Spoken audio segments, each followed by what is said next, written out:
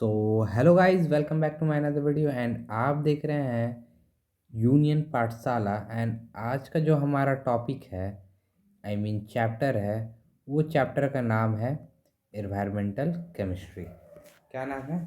Environmental chemistry, जो कि class 11 का एक बहुत महत्वपूर्ण चैप्टर है, जो कि यहाँ से जेई मेंस, एडवांस सभी में क्वेश्चन एकदम डेफिनेट आना ही आना है। वेरी इजी चैप्टर है। इवन बहुत सारे टीचर्स क्या करते हैं, ये छोड़ देते हैं ये छोड़ देते हैं कि नहीं पढ़ाएंगे। क्यों? क्योंकि ये इजी है, बट बच्चों को हमेशा से कन्फ्यूजन रह जाता है इस चैप्टर में। एंड इवन जब मैं भी पढ़ा था, जब मैं भी क्लास 11 में था, तो मेरे टीचर ने भी ये चैप्टर को छोड़ दिया और मेरे से सिर्फ मेरे को नोट्स प्रोवाइड कर दिया गया, चलो पढ़ लेना और पास हो जाना सर। बट ये वेरी वेरी इंपॉर्टेंट चैप्टर है और मैं भी बहुत बार ऐसा ही करता हूँ कि ये चैप्टर को छोड़ देता हूँ। तो अब वीडियो के माध्यम से मैं ये चैप्टर को पूरा कंप्लीट एकदम बहुत बेसिक से पढ़ाने वाला हूँ। तो वीडियो पे नए हो तो लाइक से सब्सक्राइब जरूर लगाना। और चलिए आगे बढ़ते हैं हमारा टॉपिक के ऊपर। The word environmental chemistry. ठीक है, जो इन्वायरमेंटल केमिस्ट्री में हम लोग क्या क्या इसमें पढ़ने वाले हैं, क्या क्या हम लोग का इसमें ऑब्जेक्टिव होगा। इन्वायरमेंटल मतलब इन्वायरमेंट से रिलेटेड रहेगा ये हमारा चीज़ें। और इन्वायरमेंटल किसको कनेक्ट करेगा? केमिस्ट्री को कनेक्ट करेगा। क्या इसमें इन्वायरमेंट से रिलेटेड केमिस्ट्री कनेक्ट होता है? तो इसमें हम लोग ऑब्जेक्टिव में क्या क्या देखेंगे? मीनिंग ऑफ इन्वायरमेंटल केमिस्ट्री क्या देखेंगे? मीनिंग देखेंगे कि इन्वायरमेंटल केमिस्ट्री का मीनिंग क्या है। ठीक है, समझेंगे कि इन्वायरमेंटल जो इन्वायरमेंट है वो केमिस्ट्री के साथ कैसे कनेक्ट होता है, और जो केमिस्ट्री है वो इन्वायरमेंट के साथ कैसे कनेक्ट होता है। ठीक है, दूसरा चीज़ क्या देखेंगे? एटमॉस्फेरिक पॉल्यूशन देखेंगे, ग्लोबल वार्मिंग देखेंगे, ग्रीन हाउस इफेक्ट देखेंगे, एसिड रेन देखेंगे, सब इसी में देखेंगे। जो कि आप लोग ये सब बचपन से पढ़ते आ रहे होंगे, ग्रीन हाउस इफेक्ट क्या होता है, ग्लोबल वार्मिंग क्या होता है, एसिड रेन क्या होता है। तो इसमें जो क्लास 11 में हम लोग जो पढ़ने वाले हैं, थोड़ा सा एडवांस लेवल पे पढ़ेंगे। क्या पढ़ेंगे? थोड़ा सा एडवांस लेवल पे पढ़ेंगे। तीसरा जो हमारा टॉपिक है वो पढ़ेंगे ओजोन लेयर। ओजोन लेयर क्या होता है, सॉइल पोल्यूशन का क्या क्या काउजेस होता है, हम लोग इन्वायरमेंटल पोल्यूशन को कैसे कंट्रोल कर सकते हैं, और इम्पोर्टेंस ऑफ केमिस्ट्री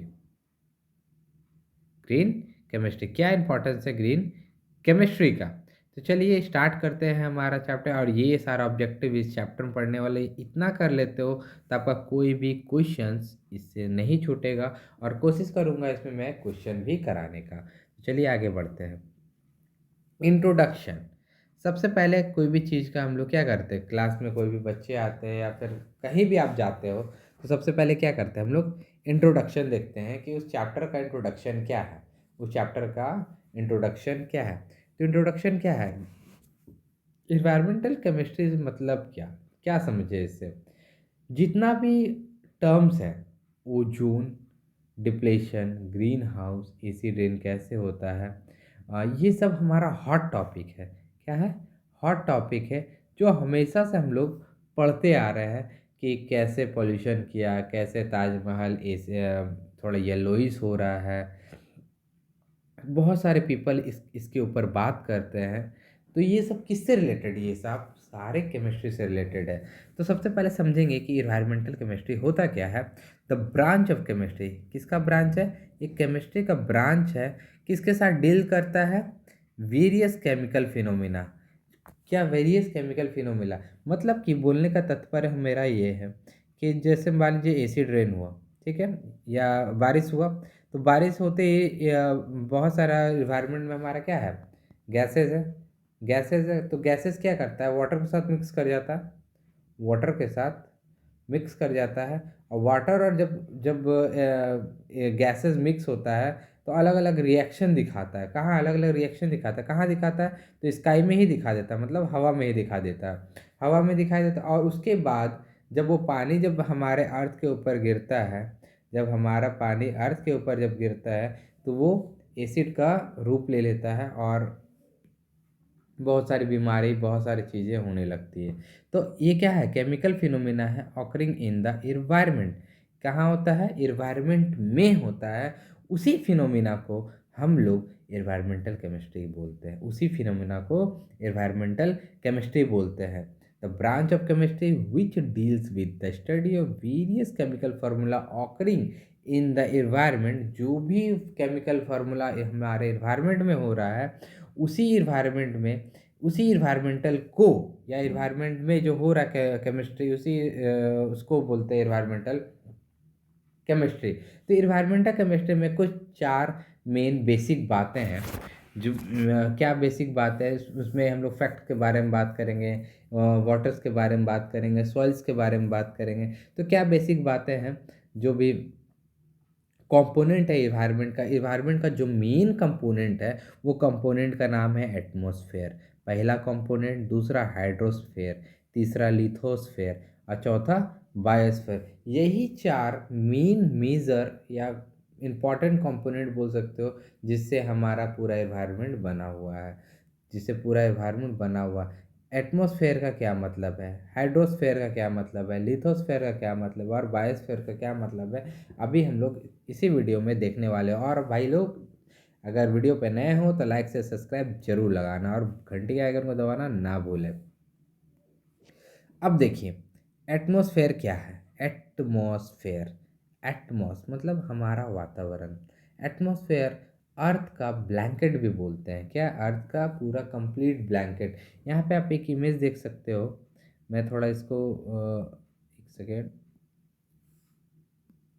ये हिल नहीं रहा, स्टक हो गया है। तो यहाँ पे अब इसको जूम करके देख लेना। इसमें जूम कर सकता हूँ इसको, हाँ इतना ही लास्ट जूम होगा। यहाँ देखिए, अर्थ का एटमॉस्फेयर है, एक्सोस्फेयर है, थर्मोस्फेयर है, मिसोस्फेयर है, स्ट्रेटोस्फेयर है, ट्रोपोस्फेयर। ट्रोपोस्फेयर में हम लोग रहते हैं, ठीक है।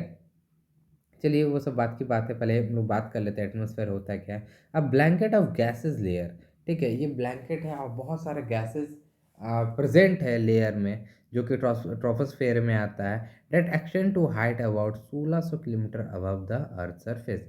कितना ऊपर है अर्थ सरफेस से? अर्थ सरफेस से 1600 किलोमीटर ऊपर है, जो कि बहुत सारे गैसेस में मिक्स है। लाइक कौन कौन सा गैसेस मिक्स है भाई, देखते हैं। N2 है, O2 है, H2O है, गैस फॉर्म में। एज मेजर कंपोनेंट ये लोग काम करता है। एयर और CO2 is a minor component of the noble gases, जैसे नाइट्रस ऑक्साइड, सल्फर ऑक्साइड, ये किसका, NOx, SOx, ये सब ऑक्साइड्स है नाइट्रोजन का और सल्फर का। H2O3 ozone as a trace component. क्या है? Trace component. एटमॉस्फेयर को ही हम लोग बोलते हैं ना, एटमॉस्फेयर प्रोटेक्ट करता है हमारा लाइफ को। हम लोग जहाँ रहते हैं, हार्मफुल रेडिएशन और coming from the outer space, जो जो भी रेडिएशन आता है, ये हमारा जो लेयर है, ये हम लोग को प्रोटेक्ट करता है बहुत सारे किरणें से, रे, और हमको लोग बचाता है। अगर ये एटमॉस्फेयर नहीं होगा, ये परत नहीं होगा, ये ब्लैंकेट नहीं होगा, तो जैसे हम लोग, आप इसको ऐसे समझ सकते हो, ठंडी के दिनों में अगर हम लोग चादर को या ब्लैंकेट को नहीं ओढ़ेंगे तो हम लोग को ठंडा मार देगा और हम लोग मर सकते हैं। तो उसी प्रकार हमारा एटमॉस्फेयर है। अगर एटमॉस्फेयर नहीं होगा हमारा वातावरण में, तो हम लोग यहाँ पे अर्थ पे रहना नामुमकिन है, एकदम नामुमकिन है, रह ही नहीं सकते। तो इसलिए एटमॉस्फेयर बहुत मेजर रोल निभाता है अर्थ पे लाइफ कंसिस्ट करने के लिए। देखिए लिखा हुआ, आप यहाँ ध्यान से पढ़ सकते हो, protect the life on the earth.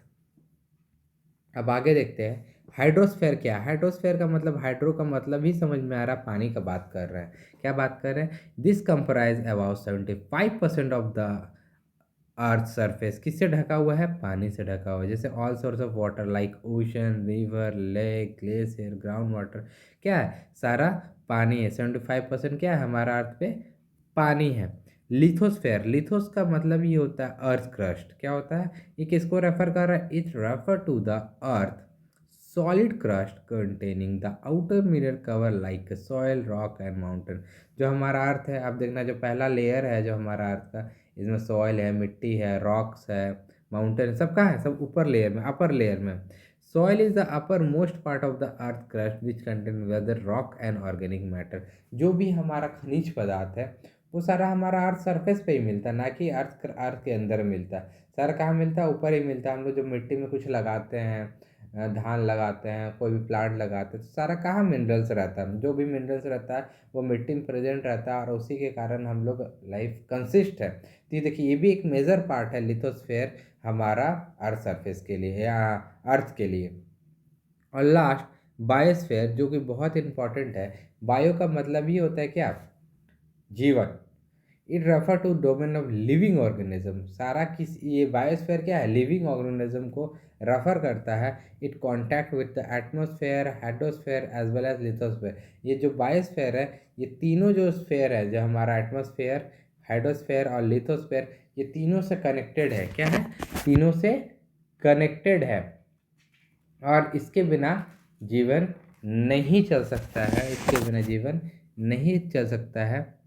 अब हमारा अगला जो टॉपिक होने वाला है वो इन्वायरमेंटल पॉल्यूशन होने वाला है। उसके बाद हम लोग देखेंगे पॉल्यूटेंट क्या होता है, ठीक है, उसका सोर्सेस क्या है, रिसेप्टर क्या है, थ्रेशोल्ड लिमिट वैल्यू क्या है, जिसको TLV के नाम से हम लोग जानते हैं। फिर एटमॉस्फेरिक पॉल्यूशन देखेंगे, ट्रोपोस्फेयर पॉल्यूशन देखेंगे, और जिसको एयर पॉल्यूशन के नाम से भी जानते हैं। कि क्या जानते हैं, एयर पोल्यूशन के नाम से भी जानते हैं किसको, ट्रोपोस्फेयर में, जहाँ हम लोग कंसिस्ट करते हैं सारा जितना भी क्या बोलते हैं एयर। तो चलिए मिलते हैं अब अगले वीडियो में। Thank you very much. And ये पार्ट 1 था इंट्रोडक्शन का। और जो भी डाउट्स हो प्लीज़ कमेंट करके ज़रूर बताएं, और जैसे वीडियो लगे लाइक से सब्सक्राइब बताना, और कुछ कमी हो तो प्लीज़ कमेंट करके ज़रूर बताना। चलिए मिलते हैं, बाय बाय, थैंक यू। और यूनियन पाठशाला हम आपको हमेशा ऐसे ही वेलकम करते रहेगी।